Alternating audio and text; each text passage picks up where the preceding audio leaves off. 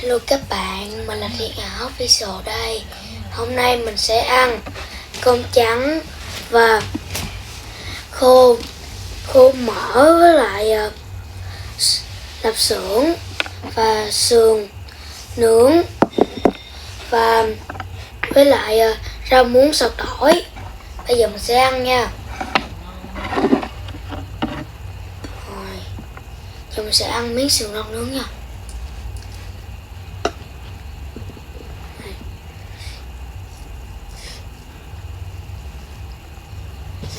Ngon quá.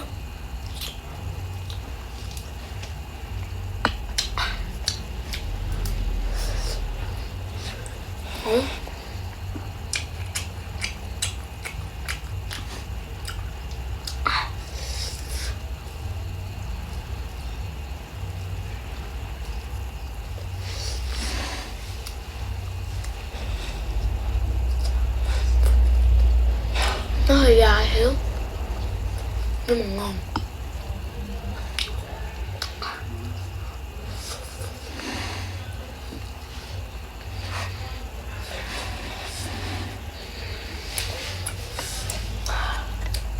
Đó.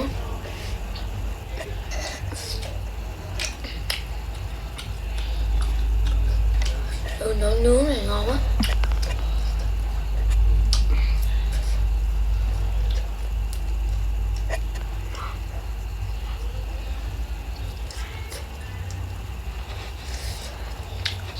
Ngon lắm. Và bây giờ mình sẽ ăn miếng mình sẽ ăn rau muống xào tỏi nha.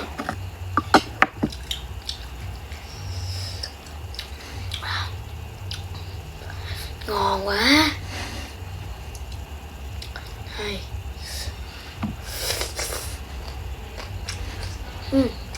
Ngon ngon.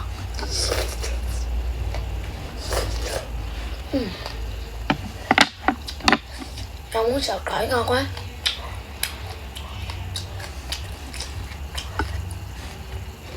Hôm nay mình phải thay đổi phong cách cột tóc rồi.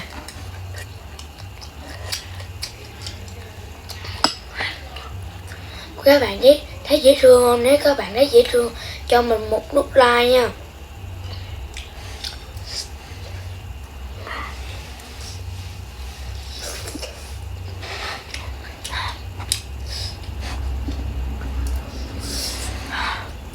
Đó.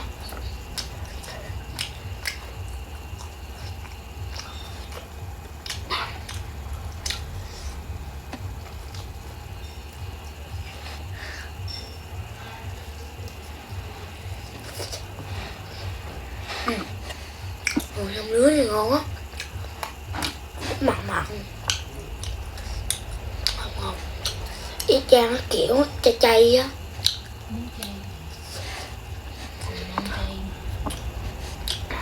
Mẹ mình mua cho mình cái này là chay á. Mẹ mình mua chỗ này rất ngon.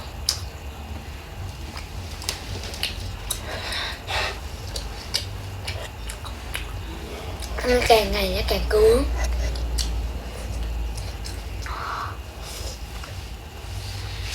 Ngon á. Rồi mình sẽ ăn miếng cơm trắng rồi.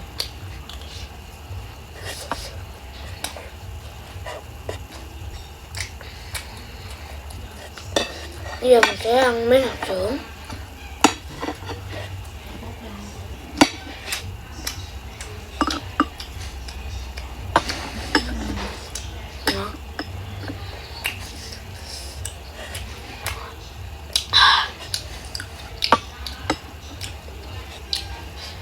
Các bạn nhìn là béo. Mời các bạn nha. Ngon.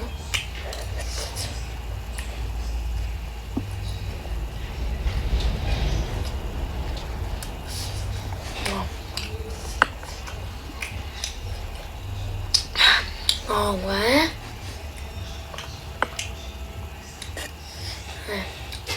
Chung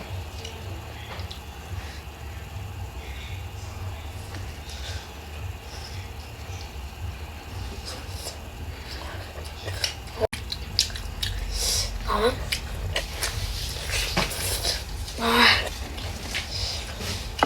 Trong này nó có gừng. Mình thích ăn kiểu có gừng á.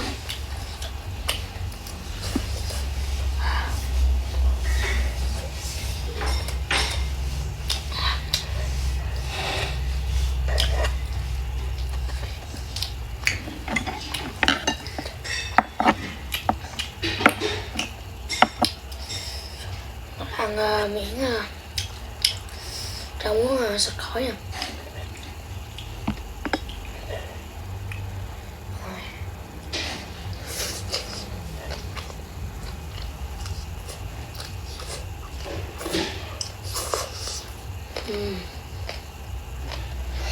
Ngon.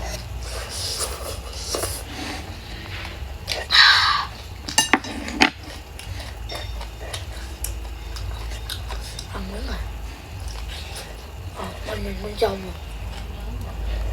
Quá đẹp luôn. Mà còn quá ngon quá rồi.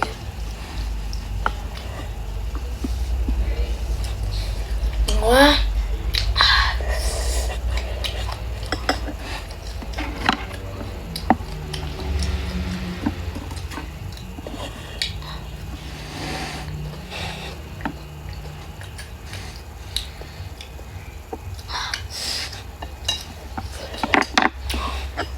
Miếng cơm nè.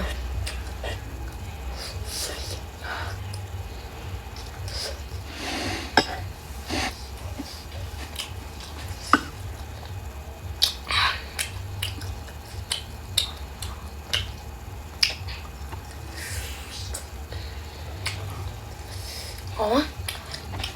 Rất ăn gừng. Gừng trong này đã. Dây da sụt sụt.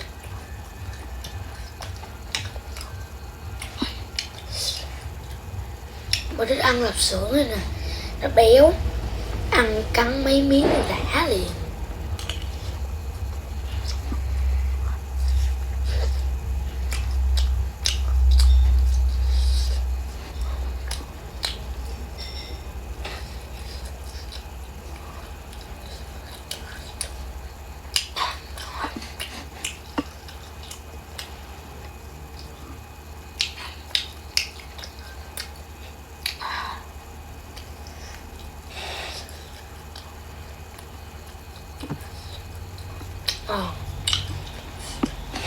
Cơm trắng luôn.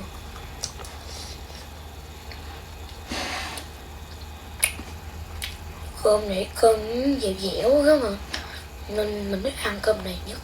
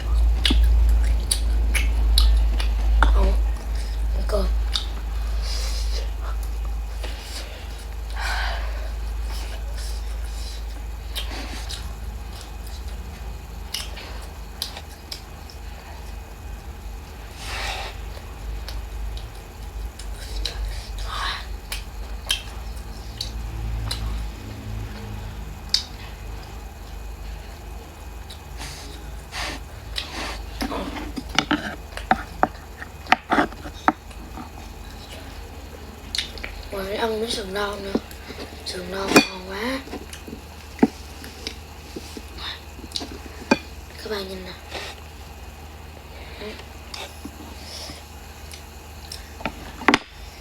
Cắn một miếng là đã một miếng.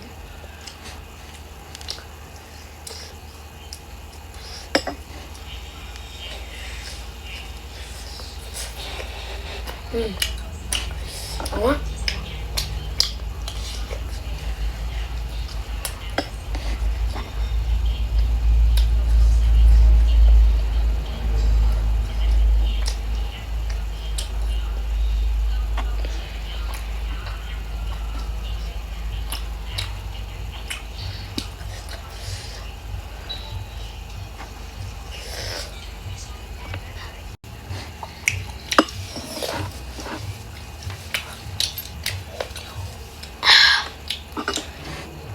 giờ mình lại thèm rau muống sặc tỏi rồi.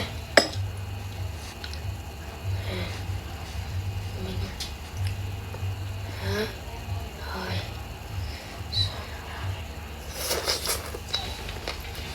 Ngon.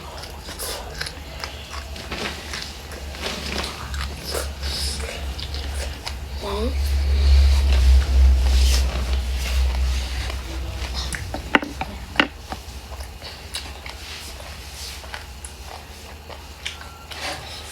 Ngon quá.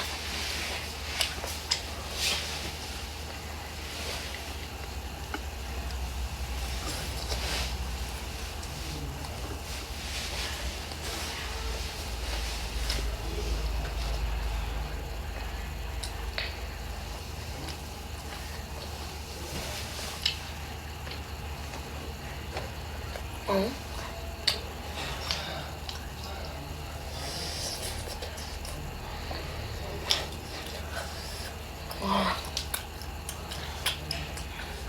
Ngon quá.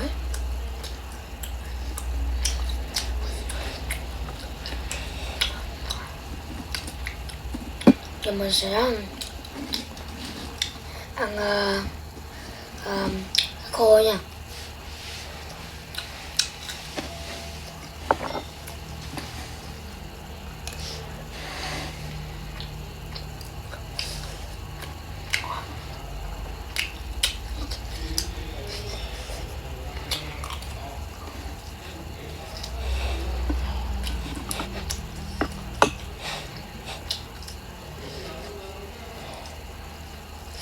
Ngon.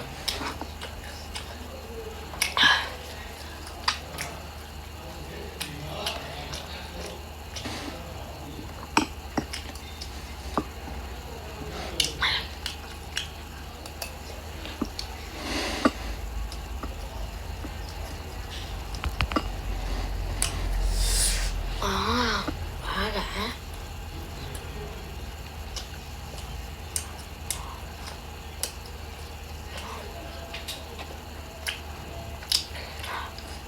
Nói chung là phải ăn cái này nhất. Ăn sườn xào non này nè.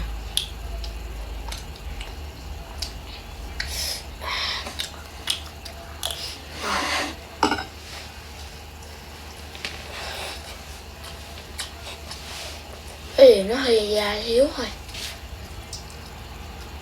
cắn nó hơi khổ xíu.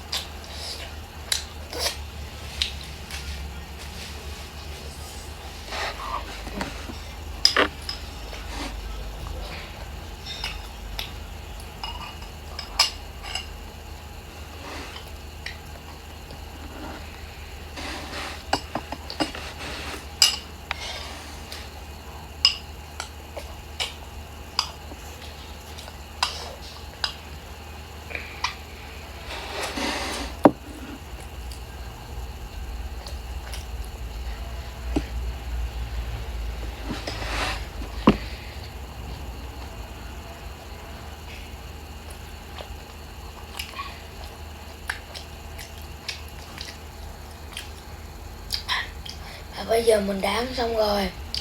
Mình chúc các bạn một buổi tối vui vẻ và được nhiều sức khỏe. Và cho mình một nút đăng ký, một subscribe, một like và một bình luận và một chia sẻ nha. Tạm biệt.